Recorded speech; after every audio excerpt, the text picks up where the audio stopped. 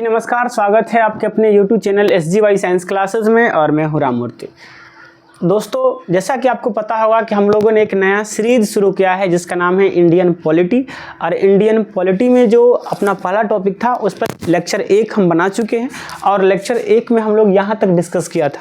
हमने लेक्चर 1 का अंतिम क्वेश्चन से ही देखा था कि भारत के संविधान के संदर्भ में इनमें से संविधान सभा के निर्वाचित अध्यक्ष कौन थे।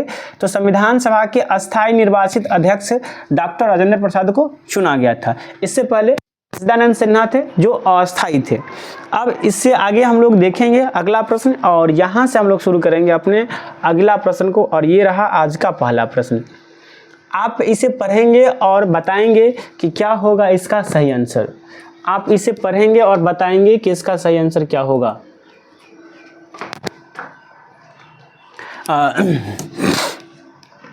प्रश्न कहता है कि मसौदा समिति के अध्यक्ष कौन थे जिसके पास संविधान सभा का मसौदा तैयार करने का कार्य था। क्या वो डॉक्टर BR अम्बेडकर जी थे, N गोपालस्वामी थे, अल्लादी कृष्ण स्वामी अय्यर थे या सैयद मोहम्मद सादुल्ला थे। तो मसौदा समिति के जो अध्यक्ष थे वो डॉक्टर भीमराव अम्बेडकर जी थे, यानी BR अम्बेडकर थे। इस प्रकार से ए जो हो जाता है अपना सही आंसर हो जाता है। अब जरा हम लोग इसका डिस्कशन देख लेते हैं। तो यहाँ पर आप देख सकते हैं कि मसौदा समिति के अध्यक्ष डॉक्टर BR अम्बेडकर थे जिसके पास संविधान का मसौदा तैयार करने का कार्य था। इसका गठन 29 अगस्त 1947 को किया गया था और इसमें 7 सदस्य शामिल थे। कितने सदस्य शामिल थे? 7 सदस्य इसमें शामिल थे। अगले प्रश्न की ओर चलते हैं और अगला प्रश्न ये रहा आपके स्क्रीन बोर्ड पर।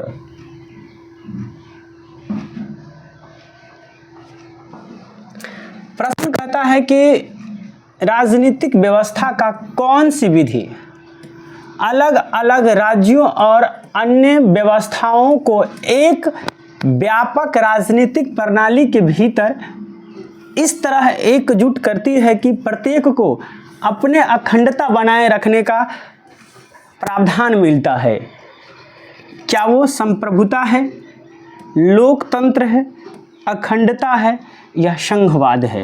क्या है? तो ये जो है ये संघवाद का है। क्या है? ये संघवाद है। संघवाद के कारण ही अलग अलग राज्यों और अलग अलग व्यवस्थाओं को एक व्यापक राजनीतिक प्रणाली के भीतर एकजुट करती है कि प्रत्येक को अपना अखंडता बनाए रखने का प्रावधान मिलता है। चलिए हम लोग जरा इसका डिस्कशन देख लेते हैं। तो आप इसे देख सकते हैं, यहाँ पर लिखा गया है कि जो देश के शासन को चलाने के लिए शक्तियों के विभाजन का सिद्धांत संघवाद कहलाता है। इस शासन प्रणाली में प्रश्नानुसार अलग अलग राज्यों या अलग अलग राज्य व्यवस्थाओं को एक व्यापक राजनीतिक प्रणाली के भीतर इस तरह एकजुट किया जाता है कि प्रत्येक को अपनी अखंडता बनाए रखने का प्रावधान मिलता है। संघवाद संवैधानिक तौर पर शक्ति को साझा करती है। क्या करती है संघवाद? संवैधानिक तौर पर, किस तौर पर? संवैधानिक तौर पर क्या करता है? शक्ति को साझा करती है, यानी शक्ति को एक साथ रखता है। चलिए हम लोग अगले प्रश्न की ओर चलते हैं और अगला प्रश्न ये रहा आपके स्क्रीन बोर्ड पर। इसे पढ़िए और जवाब दीजिए क्या होगा इसका सही आंसर। प्रश्न कहता है कि निम्नलिखित में से भारतीय संविधान का कौन सा अनुच्छेद कार्यपालिका से न्यायपालिका को पृथक्करण से संबंधित है? अनुच्छेद 50, अनुच्छेद 52, अनुच्छेद 51 या अनुच्छेद 53। तो संविधान सभा को न्यायपालिका से अलग करने वाला जो अनुच्छेद है वो है अनुच्छेद 50। क्या है? अनुच्छेद 50 है जो संविधान सभा को न्यायपालिका से क्या करता है? अलग करता है। यहाँ पर आप उसका डिस्कशन देख सकते हैं। लिखा गया है यहाँ पर कि भारतीय संविधान में कार्यपालिका तथा न्यायपालिका के पृथक्करण का प्रस्ताव रखा गया है। भारत में एकीकृत तथा स्वतंत्र न्यायिक प्रणाली को अपनाया गया है। संविधान के भाग 4 अनुच्छेद 36 से 51 में नीति निर्देशक तत्वों के अध्याय के अंतर्गत ही अनुच्छेद 50 में इसका विवरण है। अब अन्य अनुच्छेद इस प्रकार है, जैसे कि अनुच्छेद 51 में अंतर्राष्ट्रीय शांति एवं सुरक्षा की अभिवृद्धि है। अनुच्छेद 52 में भारत का एक राष्ट्रपति होगा, इसका वर्णन है। अनुच्छेद 53 में संघ की कार्यपालिका शक्ति राष्ट्रपति में निहित होगी, ये दिया गया है। अब हम लोग अगले प्रश्न की ओर चलते हैं और अगला प्रश्न ये रहा आपके स्क्रीन बोर्ड पर। प्रश्न कहता है कि निम्नलिखित में से कौन सा सांकेतिक शब्द कीवर्ड देश में सरकार के एक से अधिक स्तरों के अस्तित्व को सुपरिभाषित करता है? क्या वो संघवाद है, विचारशील लोकतंत्र है, तानाशाही है या सर्वसत्तावाद है? तो वो जो कीवर्ड है, सांकेतिक जो वर्ड है वो है संघवाद। क्या है? संघवाद है। अब देखिए इसके बारे में क्या कहा गया है, तो आप यहाँ पर देखेंगे तो कहा गया है कि संघवाद शब्द की उत्पत्ति लैटिन शब्द फोइडस से हुई है, जिसका अर्थ समझौता या अनुबंध है। संघवाद दो तरह के सरकार के मध्य सत्ता साझा करने तथा संबंधित क्षेत्र के नियंत्रण हेतु एक समझौता है। भारत के लिए संघवाद केंद्रीय और राज्य स्तरों के बीच अधिकारों का क्या है? वितरण है। भारत के लिए अगर संघवाद का मतलब समझे तो वो केंद्रीय और राज्य सरकारों के बीच में क्या है? अधिकारों का ये वितरण है। चलिए अब हम लोग अगले प्रश्न की ओर चलते हैं और अगला प्रश्न ये रहा आपके स्क्रीन बोर्ड पर। इसे पढ़ेंगे और जवाब देंगे। प्रश्न कहता है कि भारतीय संविधान की कौन सी विशेषता राज्य स्तर पर और केंद्र में सरकारों के अस्तित्व को संदर्भित करती है? क्या वो धर्मनिरपेक्षता है, संघवाद है, सरकार का संसदीय स्वरूप है या मौलिक अधिकार है? तो ये जो है ये संघवाद है, जो क्या करता है राज्य स्तर पर और केंद्र में सरकार के अस्तित्व को क्या करता है? संदर्भित करता है।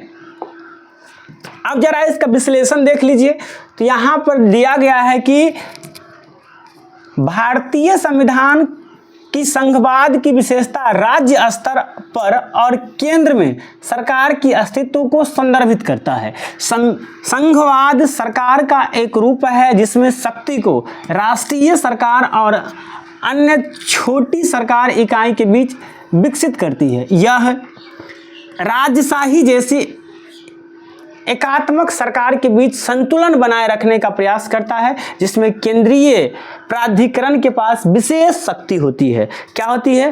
केंद्रीय प्राधिकरण के पास क्या होती है? विशेष शक्ति होती है। अगले प्रश्न की ओर चलते हैं और अगला प्रश्न ये रहा आपके स्क्रीन बोर्ड पर। अब प्रश्न क्या कहता है जरा इसे पढ़िए और जवाब दीजिए। तो प्रश्न कहता है कि स्वतंत्रता के बाद भारत की संविधान सभा के अध्यक्ष कौन थे? तो स्वतंत्रता के बाद अगर भारत के संविधान सभा के अध्यक्ष की बात करें तो वो थे डॉक्टर राजेंद्र प्रसाद जी। कौन थे? डॉक्टर राजेंद्र प्रसाद जी थे, जो स्वतंत्रता के बाद भारत के संविधान सभा के क्या बने थे? अध्यक्ष बने थे। अब जरा इसका डिस्कशन आप देख सकते हैं, तो यहाँ पर दिया गया है कि 9 दिसंबर 1946 को डॉक्टर सच्चिदानंद सिन्हा को संविधान सभा का अस्थायी अध्यक्ष नियुक्त किया गया। 11 दिसंबर 1946 को डॉक्टर राजेंद्र प्रसाद को संविधान सभा का प्रथम अस्थायी अध्यक्ष चुना गया तथा 26 अगस्त 1947 को संविधान सभा के प्रारूप समिति के अध्यक्ष डॉक्टर भीमराव अंबेडकर को चुना गया था। अच्छा, ये प्रश्न भी बन सकता है कि डॉक्टर भीमराव अंबेडकर को संविधान सभा के प्रारूप समिति के अध्यक्ष कब चुने गए? तो वो 26 अगस्त 1947 को 29 अगस्त 1947 को डॉक्टर भीमराव अंबेडकर को संविधान सभा के प्रारूप समिति के अध्यक्ष चुने गए थे। अब हम लोग अगले प्रश्न की ओर चलते हैं और अगला प्रश्न ये रहा आपके स्क्रीन बोर्ड पर। इसे पढ़िए और जवाब दीजिए। प्रश्न कहता है कि स्वतंत्र भारत के संविधान सभा के प्रथम अध्यक्ष कौन थे? तो जस्ट हमने पढ़ा था, ये डॉक्टर राजेंद्र प्रसाद है। अब आप कहेंगे ये प्रश्न तो कई बार रिपीट हो गया, तो ये प्रश्न इसलिए कई बार रिपीट है क्योंकि ये प्रश्न कॉम्पिटिटिव एग्जामिनेशन में अलग अलग कॉम्पिटिटिव एग्जामिनेशन में पूछे गए हैं। जैसे ये प्रश्न एनटीपीसी में पूछा गया है, इससे पहला क्या था, इससे पहले कहाँ पूछा गया था वो देख लीजिए। तो ये प्रश्न ये एनटीपीसी में पूछा गया। अब इससे पहले कहाँ पूछा गया था, देखिए आरआरबी एनटीपीसी में 20 जनवरी को पूछा गया था। और ये देख लीजिए, ये आरआरबी एनटीपीसी में 4 मार्च 2021 में पूछा गया था, वो 10 जनवरी 2021 से पूछा गया था। अब हम लोग अगले प्रश्न की ओर चलते हैं और अगला प्रश्न ये रहा आपके स्क्रीन बोर्ड पर। कहता है कि इसे पढ़िए और जवाब दीजिए।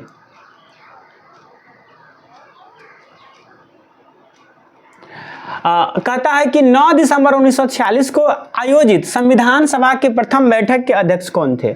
9 दिसंबर 1946 को आयोजित संविधान सभा की प्रथम बैठक के अध्यक्ष कौन थे? तो आपको पता होगा कि 9 दिसंबर 1946 को जो बैठक हुआ था उसमें अध्यक्ष चुना गया था डॉक्टर सच्चिदानंद सिन्हा को। किसको? डॉक्टर सच्चिदानंद सिन्हा को। और 2 दिन बाद यानी 11 दिसंबर 1946 को जो संविधान सभा की बैठक हुई थी उसके अध्यक्ष थे डॉक्टर राजेंद्र प्रसाद। कौन थे? डॉक्टर राजेंद्र प्रसाद। तो यहाँ पर 9 दिसंबर वाला पूछा गया है, इसलिए इसका सही आंसर ए हो जाएगा।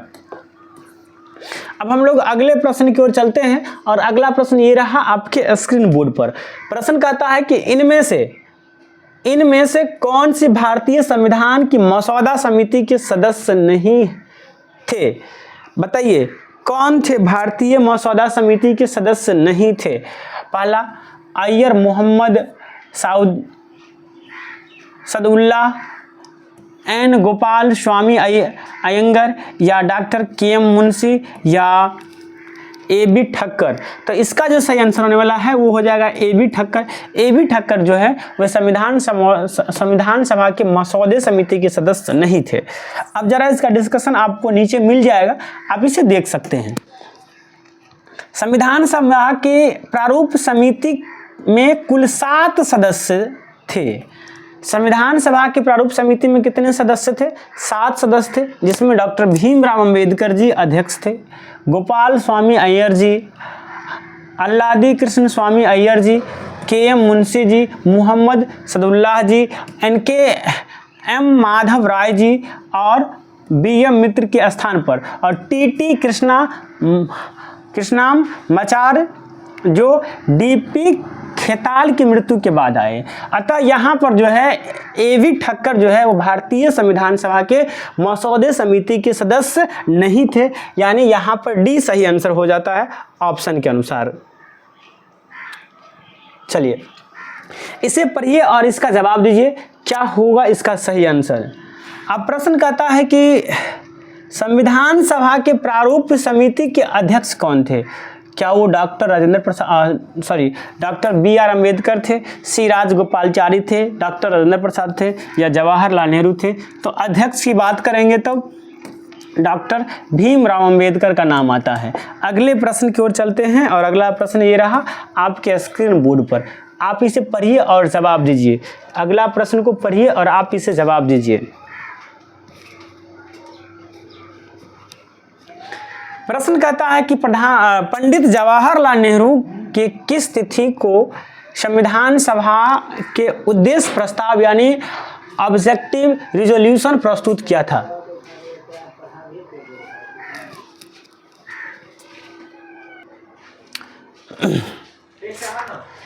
ऑप्शन ए में है 13 दिसंबर 1948, बी में है 13 दिसंबर 1946, डी में है 13 दिसंबर 1949, सी में है 13 दिसंबर 1949 और डी में है 13 दिसंबर 1947।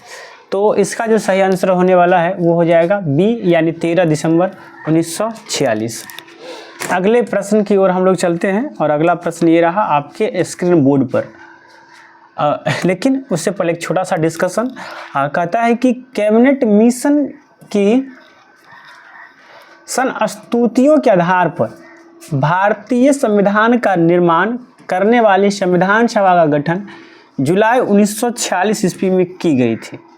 11 दिसंबर 1946 को डॉक्टर राजेंद्र प्रसाद संविधान सभा के अस्थायी अध्यक्ष निर्वाचित हुए तथा 13 दिसंबर 1946 को जवाहरलाल नेहरू द्वारा संविधान सभा में पेश किए गए उद्देश्य प्रस्ताव के साथ कार्यवाही प्रारंभ की गई। अब हम लोग अगले प्रश्न की ओर चलते हैं और अगला प्रश्न ये रहा आपके स्क्रीन बोर्ड पर। आप इसे पढ़िए और जवाब दीजिए, क्या होगा इसका सही आंसर। बताइए क्या होगा इसका सही आंसर। प्रश्न कहता है कि भारतीय संविधान के निर्माण के दौरान निम्नलिखित में से किसने उद्देश्य के कथन को प्रस्तुत किया था।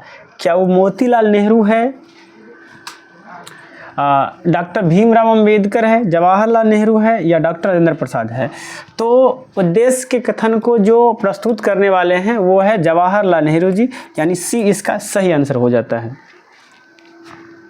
अगले प्रश्न की ओर चलते हैं। तो अगला प्रश्न ये रहा आपके स्क्रीन बोर्ड पर। बताइए क्या होगा इसका सही आंसर। तो कहता है कि कितने वर्ष यानी लगभग के विचार विमर्श के बाद भारतीय संविधान पर हस्ताक्षर किया गया। 5 वर्ष, 4 वर्ष, 2 वर्ष या 3 वर्ष। तो 3 वर्ष के विचार विमर्श के बाद भारतीय संविधान पर हस्ताक्षर किया गया था, यानी डी इसका सही आंसर हो जाता है। आप देख सकते हैं यहाँ पर कहता है कि 2 वर्ष 11 महीना 18 दिन यानी लगभग 3 वर्ष के विचार विमर्श के बाद भारतीय संविधान पर हस्ताक्षर किया गया। संविधान निर्माण के प्रारूप समिति का गठन 29 अगस्त 1947 को, कब 29 अगस्त 1947 को किया गया, जिसमें डॉक्टर राजेंद्र प्रसाद क्या थे, अध्यक्ष थे, के साथ साथ कुल 7 सदस्य थे। कितने सदस्य थे, 7 सदस्य थे। तो दोस्तों कैसा लगा आपका हमारा ये वीडियो कमेंट करके बताइएगा। अगर अच्छा लगा है तो लाइक कीजिए, साथ ही साथ यदि आप हमारे चैनल पर नए हैं और इसे सब्सक्राइब नहीं किए हैं तो सब्सक्राइब करके बगल में पड़े हुए बेल आइकन को दबा दीजिए। चलिए मिलते हैं, इससे आगे देखते हैं नेक्स्ट वीडियो में। आज के लिए इतना ही। जय हिंद, जय भारत।